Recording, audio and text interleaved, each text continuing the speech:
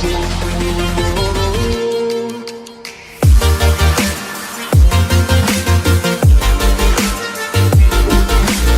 belakang keluarga B.J. Habibie. Parepare 25 Juni 1936 adalah tempat dan tanggal lahir B.J. Habibie atau yang mempunyai nama lengkap Bakharudin Yusuf Habibie.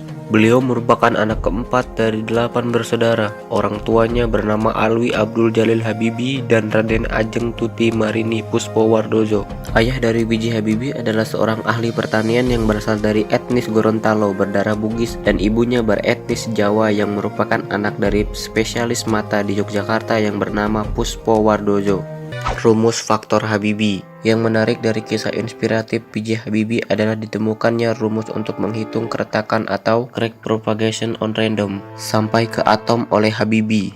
Untuk menghargai kecerdasannya dan kontribusinya, persamaan tersebut diberi nama faktor Habibie. Tidak hanya itu, beliau juga dijuluki sebagai Mr. Crack oleh para spesialis penerbangan. Pada tahun 1967, beliau mendapatkan gelar Profesor Kehormatan atau Guru Besar di ITB. Tidak hanya itu, B.J. Habibie juga mendapatkan gelar tertinggi di ITB yaitu Ganesha Praja Manggala. Dengan segala kecerdasan yang dimilikinya, beliau juga mendapatkan banyak pengakuan dan penghargaan dari lembaga kelas internasional.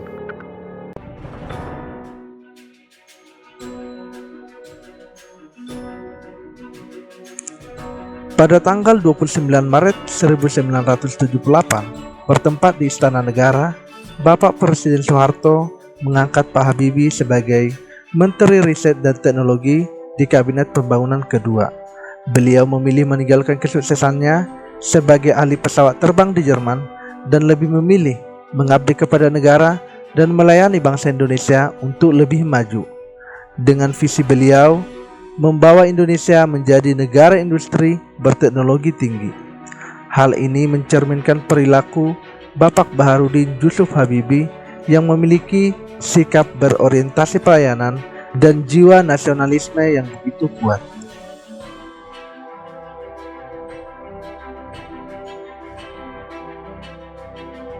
Pada era pemerintahan Presiden B.J. Habibie yang singkat, ia berhasil memberikan landasan hukum bagi Indonesia. Pada eranya, dilahirkan Undang-Undang Anti Monopoli atau Undang-Undang Persaingan Tidak Sehat, perubahan Undang-Undang Partai Politik, dan yang paling penting adalah Undang-Undang Otonomi Daerah. Melalui penerapan Undang-Undang Otonomi Daerah inilah gejolak disintegrasi yang diwarisi sejak era Orde Baru berhasil diredam. Beliau juga selama pemerintahannya tidak pernah sekalipun tersandung oleh kasus KKN, korupsi, kolusi, dan nepotisme. Hal ini mencerminkan perilaku Bapak Presiden B.J. Habibie yang memiliki sikap akuntabel karena memiliki integritas yang tinggi.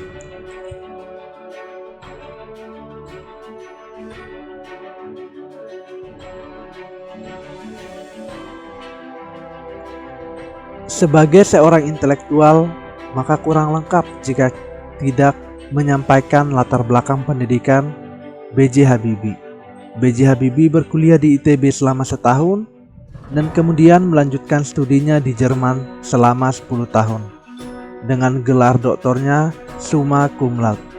Kompetensi sang bapak yang sangat jenius ini membuat banyak orang sering berdecak kagum.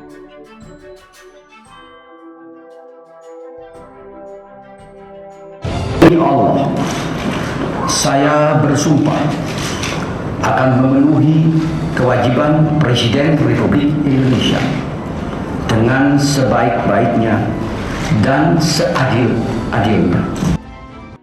Sifat beliau yang harmonis ditunjukkan melalui kebebasan pers yang ada di Indonesia, di mana hal tersebut sulit ditemukan pada masa presiden sebelumnya. Pers atau media yang sebelumnya di Orde Baru merupakan corong hanya untuk menyampaikan prestasi dan kebaikan pemerintah, maka pada era Habibie hal tersebut tidak berlaku lagi.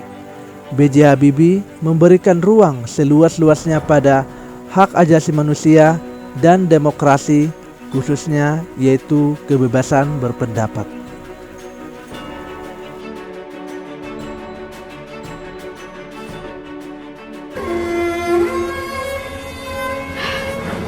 Tidak perlu minta maaf, Rudi. Aku sudah melihat semuanya. Faktanya, kamu mencintai Indonesia. Masalahnya, kamu mencintai Indonesia. Dan solusinya, Saya mencintai Indonesia. Saya percaya Indonesia. Dan darimu, saya banyak belajar bagaimana melihatmu mencintaiku.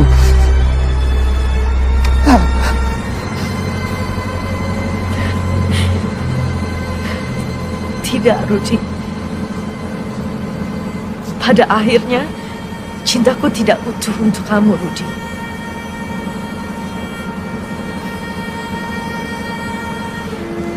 Cintaku tidak akan pernah sebesar cintamu untuk Indonesia.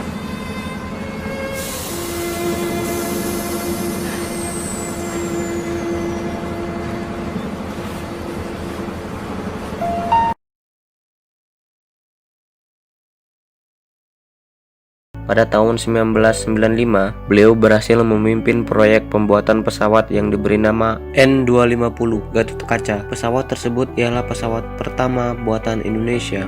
Pesawat yang dirancang oleh Habibie selama 5 tahun itu merupakan pesawat satu-satunya di dunia yang menggunakan teknologi Fly-by-wire. Dengan teknologi tersebut, pesawat itu mampu terbang tanpa guncangan berlebihan. Bisa dibilang teknologi tersebut merupakan teknologi terdepan dan canggih pada masa itu.